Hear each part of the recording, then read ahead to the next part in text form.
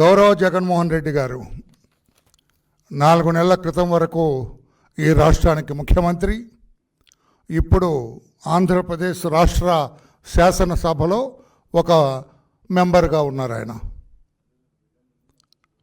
ఆయన రాజకీయ ప్రస్థానం ఎప్పటి వరకు చూచినట్లయితే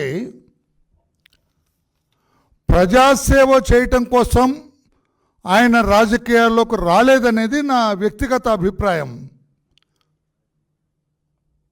కారణాలు కూడా చెబుతాను, నేను ఉదాహరణలతో సహా చెప్పగలను. నేను ఎవరైనా రాజకీయం పార్టీలోకి చేరటం కానీ రాజకీయ పార్టీ పెట్టడం కానీ ఎందుకు పెడతారు? ఎందుకు రాజకీయాల్లోకి వస్తారు? ఊరికడుగు ప్రజాసేవ చేయటం కోసం అంటారు.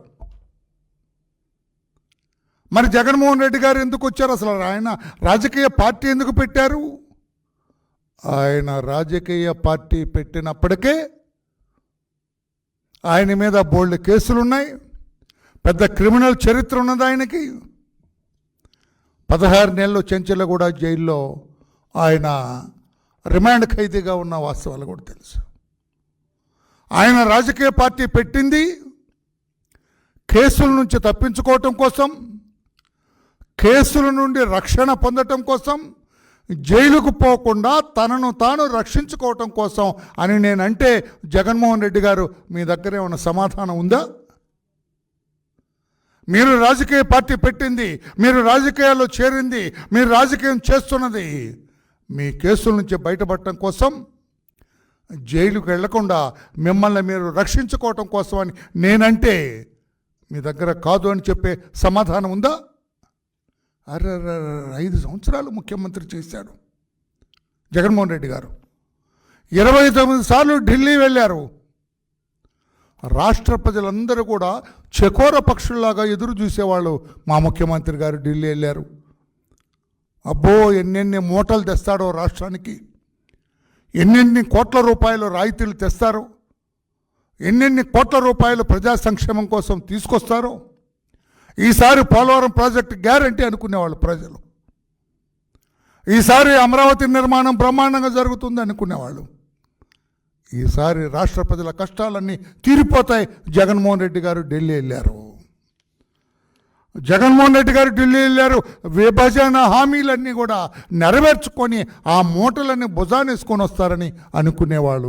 29 సార్లు ఆయన ఢిల్లీ వెళితే రాష్ట్ర ప్రజలు చకోర పక్షుల్లాగా చూసేవాళ్ళు. కానీ ఏదో తుస్సుమన్నట్టు ఏమి లేదు ఆయన పాపం. ఆయన వెళ్తారు, ప్రధానమంత్రి దగ్గరికి వెళ్తారు, ప్రధానమంత్రికి సాగిలు పడతారంటే విన్నవించుకుంటారు. తాముగా కారు ఎక్కుతారు, దిగుతారు, ఫ్లైట్ ఎక్కుతారు, బెజవాడ వస్తారు. ఏమండి, మీరు ముఖ్యమంత్రిగా ఢిల్లీ వెళ్తే అక్కడ ప్రధానమంత్రి తదితర పెద్దల్ని కలిస్తే ఒక ప్రెస్ పెట్టి మీరు సాధించింది ఏమిటో చెప్పరా ప్రజలకి? రాష్ట్ర ప్రజలకు చెప్పరా? రాష్ట్ర ప్రజలు నోచుకోలేదా?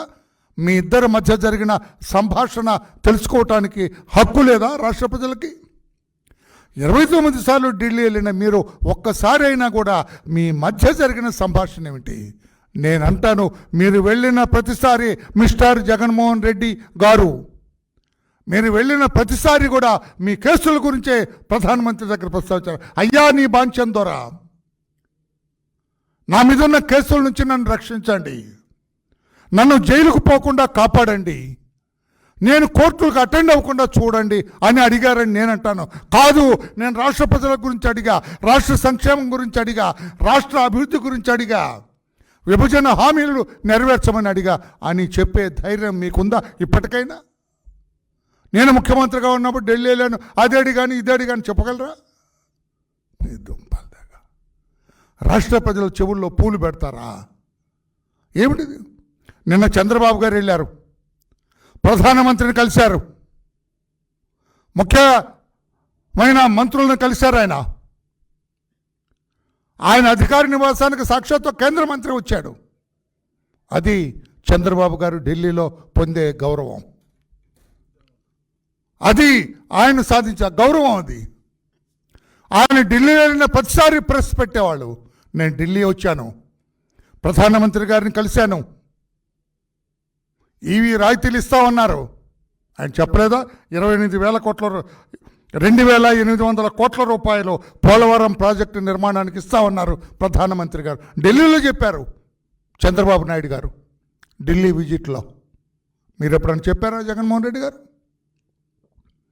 నా కేసుల గురించి మాట్లాడాను, నాకు ఇప్పుడు జైలు పడదట్లే, నేను కోర్టుకు వెళ్ళక్కర్లేదులే, నా కేసులు అంత స్పీడ్గా నా మీద వేగంగా నా మీద రావులే. అదే కదా మీరు సాధించింది. రాష్ట్ర ప్రజలకు ఏమైనా ఉపయోగమా నీ కేసుల గురించి? రాష్ట్ర ప్రజలకు ఏమైనా ఒరుగుతుందా? రాష్ట్ర సంక్షేమానికి ఏమైనా ఉపయోగపడుతుందా? అమరావతి నిర్మాణానికి 15,000 కోట్ల రూపాయలు ఇస్తామన్నారు ప్రధానమంత్రి గారు.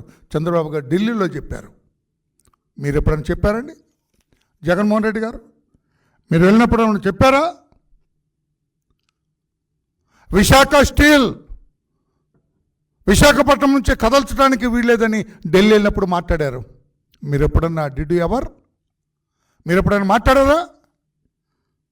ప్రజల గురించి ఎప్పుడైనా మాట్లాడారా? రాష్ట్రంలో 8 జిల్లాలు వెనుకబడిన జిల్లాలుగా ప్యాకేజ్ ఇవ్వాల్సిందని చెప్పి పట్టుబట్టి తీసుకొచ్చారు. మీరు ఎప్పుడైనా తీసుకొచ్చారా? రాష్ట్రం గురించి ఎప్పుడైనా మాట్లాడారా? రాష్ట్రంలో గౌరవాన్ని ఢిల్లీలో విపరీతంగా పెంచిన ఘనాపాటి చంద్రబాబు నాయుడు గారు.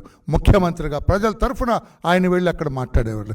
మీరు మీ సొంత విషయాలు తప్పితే ఎప్పుడు కూడా ప్రజల విషయాల్ని అక్కడ ఏకరవ పెట్టలేదని చెప్పి నేను అంటున్నాను. కాదని చెప్పే ధైర్యం ఉందా మీకు? విభజన హామీలో ఒక్క హామీ గురించి అయినా మీరు అడిగారా జగన్మోహన్ రెడ్డి గారు?